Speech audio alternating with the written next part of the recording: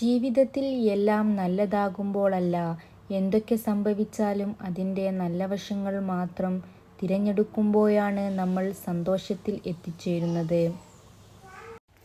ജീവിതത്തെ സന്തോഷത്തോടെ നയിക്കണം എന്നതായിരിക്കണം നമ്മുടെ ലക്ഷ്യം.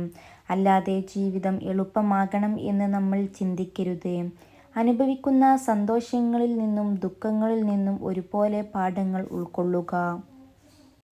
ലോകത്തിലെ ഏറ്റവും മികച്ച ജോഡികളാണ് ചിരിയും കരച്ചിലും.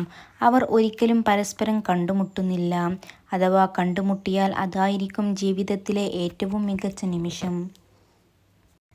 സ്വയം പരിമിതപ്പെടുത്തരുത്. മിക്ക ആളുകളും തങ്ങൾക്ക് ചെയ്യാൻ കഴിയുമെന്ന് അവർ കരുതുന്ന കാര്യങ്ങളിൽ സ്വയം പരിമിതപ്പെടുത്തുന്നു.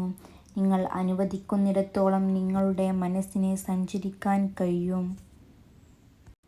ഒരു പുരുഷൻ നിങ്ങളോട് എപ്പോഴും അനാവശ്യമായി ദേഷ്യപ്പെടുകയാണെങ്കിൽ അതിനർത്ഥം അയാൾക്ക് നിങ്ങളോട് വെറുപ്പാണ് എന്നാണ്.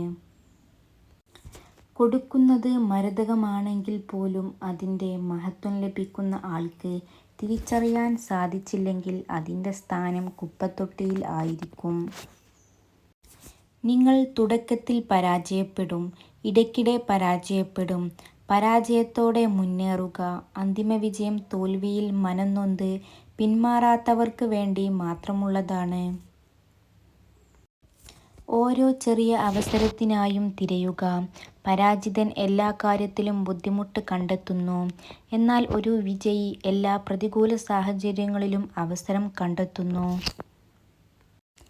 നിങ്ങൾ എവിടെ നിന്നാണ് വന്നതെന്ന് ലോകം നിങ്ങളോട് ചോദിക്കില്ല. നിങ്ങൾ എവിടേക്കാണ് പോകുന്നത് എന്ന് പ്രധാനമാണ്. ഒന്നെങ്കിൽ ആൾക്കൂട്ടവുമായി കളരുക, അല്ലെങ്കിൽ ഒറ്റയ്ക്ക് നിൽക്കുക. പ്രയോജനം ഇല്ലാത്ത കാര്യങ്ങൾക്കായി ഇല്ലാത്ത പണം ഉപയോഗിച്ച് മറ്റുള്ളവരുടെ മുന്നിൽ പൊങ്ങച്ചം കാണിക്കുന്നതിലൂടെ ആളുകളെ ആകർഷിക്കുന്നു എന്ന് കരുതരുത്. എന്തെങ്കിലും നേട്ടം പ്രതീക്ഷിക്കാതെ മറ്റാർക്കും നിങ്ങളെ ആവശ്യമില്ല എന്ന സത്യം നിങ്ങൾ മനസ്സിലാക്കുക.